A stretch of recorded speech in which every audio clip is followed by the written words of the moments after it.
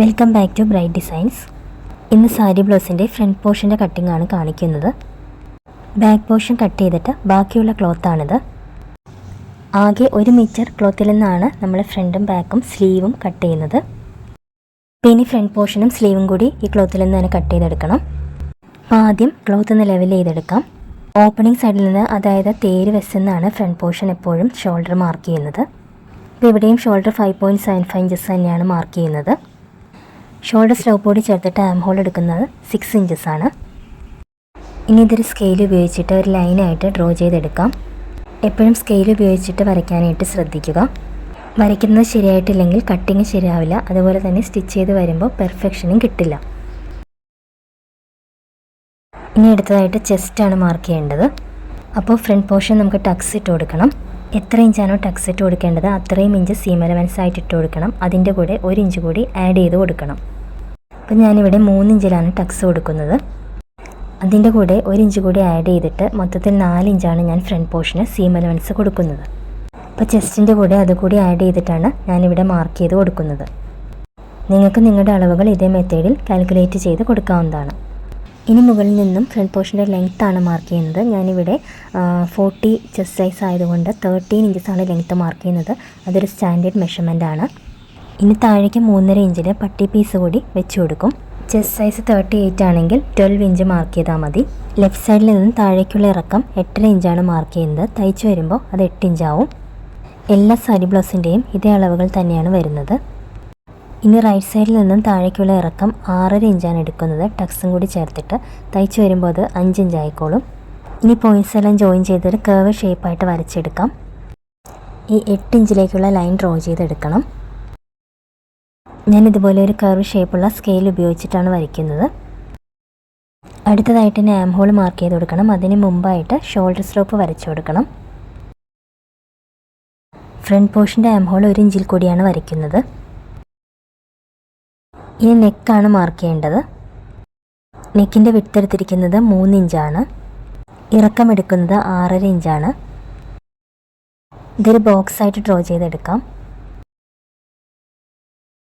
ഇനി റൗണ്ട് ഷേപ്പാണ് ഞാൻ കൊടുക്കുന്നത്. ഫ്രണ്ട് പോർഷന് നെക്ക് അല്പം വൈഡായിട്ട് നിൽക്കണം. അതുകൊണ്ട് ഞാൻ ആം ഹോൾ കർവ് പുറത്തേക്ക് ഇത്തിരി ഇതുപോലെ വൈഡായിട്ടാണ് വെച്ച് കൊടുത്തിരിക്കുന്നത്. ഇനി റൗണ്ട് ഷേപ്പ് വരച്ചെടുക്കാം. നെക്കിൻ്റെ ഇറക്കമൊക്കെ ഞാൻ കസ്റ്റമർ പറഞ്ഞ പോലെയാണ് എടുത്തിരിക്കുന്നത്. ഇതേ കണ്ടോ, ഇതുപോലെയാണ് ബ്ലൗസിൻ്റെ നെക്ക് വരേണ്ടത്. തയ്ച്ച് വരുമ്പോൾ ഒരു 2.5 ഇഞ്ച് ഷോൾഡർ വരാൻ പാടുള്ളൂ. ഇത്രയുള്ള ഫ്രണ്ട് പോർഷൻ്റെ മാർക്കിങ്. ഇനി നമുക്ക് ഈ ഔട്ട്ലൈൻ കട്ട് ചെയ്തെടുത്ത ശേഷമാണ് ടക്സ് ഇട്ട് കൊടുക്കേണ്ടത്. ടക്സ് മാർക്കിങ് ഞാനൊരു പേപ്പർ കട്ടിങ്ങിലാണ് കാണിക്കുന്നത്. എൻ്റെ കയ്യിൽ നിന്ന് 1-2 വീഡിയോസ് മിസ്സായിപ്പോയി. അപ്പോൾ ഞാനിതുപോലെ ഒരു പേപ്പറിലെ ബ്ലൗസിൻ്റെ ഷേപ്പ് കട്ട് ചെയ്ത് വെച്ചിരിക്കുകയാണ്. അപ്പോൾ ആദ്യം നമ്മുടെ ഡാട്ട് പോയിൻ്റ് മാർക്ക് ചെയ്ത് കൊടുക്കണം. അപ്പോൾ ഷോൾഡറിൻ്റെ സെൻറ്ററിൽ നിന്ന് ഇങ്ങനെ ടേപ്പ് പിടിച്ച ശേഷം താഴെ എല്ലാവർക്കും 10 ഇഞ്ചോ അല്ലെങ്കിൽ 9 ഇഞ്ചോ ഒക്കെ ആയിരിക്കും വരുന്നത്. ഞാനിവിടെ 9 ഇഞ്ചാണ് മാർക്ക് ചെയ്ത് കൊടുക്കുന്നത്. ഹൈറ്റ് കൂടുതലുള്ളവർക്ക് 10-10.5 ഇഞ്ച് വരെ വരാറുണ്ട്. ഞാനിവിടെ 9 ഇഞ്ച് മാർക്ക് ചെയ്ത് കൊടുത്തു. ഇനി സെൻറ്റർ ടക്കിൻ്റെ വിഡ്ത്ത് ഈ റൈറ്റ് സൈഡിൽ നിന്ന് എടുക്കുന്നത് 4 ഇഞ്ചാണ്. അതിൻ്റെ കാൽക്കുലേഷൻസ് ഞാൻ മുകളിൽ കൊടുത്തിട്ടുണ്ട്. 40 ചെസ്റ്റ് സൈസ് ആയതുകൊണ്ട് ഇവിടെ 4 ഇഞ്ചാണ് എടുക്കുന്നത്. ഇനി ഈ ടക്കിൻ്റെ നീളം മുകളിലേക്ക് എടുക്കുന്നത് 3 ഇഞ്ചാണ്. ഈ 3 ഇഞ്ചിൽ നിന്നും ഒരു സ്ട്രെയിറ്റ് ലൈൻ താഴേക്ക് ഡ്രോ ചെയ്തെടുക്കണം. ഇനി ഈ ലൈനിൻ്റെ 2 സൈഡിലേക്കുമുള്ള ഡിസ്റ്റൻസ് എടുക്കുന്നത് 1.5 ഇഞ്ചാണ്. അപ്പോൾ ടോട്ടൽ നമ്മൾ 3 ഇഞ്ചാണ് ഇവിടെ ടക്സ് കൊടുക്കുന്നത്. ഒരു നോർമൽ വണ്ണമുള്ളവർക്കൊക്കെ 3 ഇഞ്ച് വെച്ചിട്ടാണ് ടക്സ് മാർക്ക് ചെയ്യുന്നത്. മെയിൻ ടക്കാണ് സെൻറ്റർ ടക്ക്. ഇനിയിപ്പോൾ മാർക്ക് ചെയ്ത 2 പോയിൻറ്റിലേക്ക് ഇതുപോലെ ഒരു കോൺ ഷേപ്പ് വരച്ചു കൊടുക്കണം. ഈ ടക്കിൻ്റെ 3 ഇഞ്ചാണ് നമ്മൾ സീം അലവൻസ് ആയിട്ട് കൂട്ടി മാർക്ക് ചെയ്ത് കൊടുത്തിരിക്കുന്നത്. അടുത്തതായിട്ട് ഹുക്ക് വരുന്ന പോർഷനിലുള്ള ടക്കാണ് മാർക്ക് ചെയ്യേണ്ടത്. ഈ സൈഡിൻ്റെ സെൻറ്റർ പോയിൻ്റ് ആദ്യം മാർക്ക് ചെയ്ത് കൊടുക്കണം.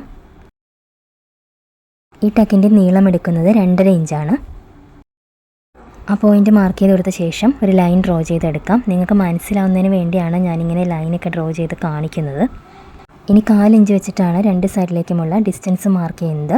എന്നിട്ട് ഇതുപോലെ ഒരു കോൺ ഷേപ്പ് വരച്ചെടുക്കാം. ഇപ്പോൾ 2 ടക്സ് മാർക്ക് ചെയ്ത് കഴിഞ്ഞു. ഇനി അടുത്ത ടക്ക് വരുന്നത് ആം ഹോളിൻ്റെ സെൻറ്ററിൽ നിന്നാണ്. അപ്പോൾ ഇതുപോലെ ടേപ്പ് വെച്ചിട്ട് ആം ഹോളിൻ്റെ സെൻറ്റർ എവിടെയാണ് വരുന്നതെന്ന് നോക്കുക. ആ പോയിൻ്റ് മാർക്ക് ചെയ്ത് കൊടുക്കുക. അല്ലെങ്കിൽ ഇതുപോലെ എടുത്തിട്ട് സെൻറ്ററിൽ കൂടി ഇങ്ങനെ മടക്കി പിടിച്ച് നോക്കുക. അപ്പോൾ ആ പോയിൻ്റിലൊരു മടക്ക് വീഴും. അവിടെ മാർക്ക് ചെയ്ത് കൊടുക്കുക.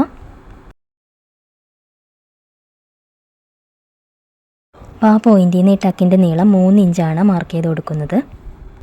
എന്നിട്ട് ഇതുപോലെ ലൈൻ ഡ്രോ ചെയ്തെടുക്കാം. ഈ ടക്കിൻ്റെ 2 സൈഡിലേക്കുമുള്ള ഡിസ്റ്റൻസ് എടുക്കുന്നത് 1/2 ഇഞ്ച് വെച്ചിട്ടാണ്. എന്നിട്ട് നേരത്തെ ചെയ്ത പോലെ തന്നെ ആ 2 പോയിന്റിൽ നിന്നും ഒരു കോൺ ഷേപ്പ് വരച്ചെടുക്കാം.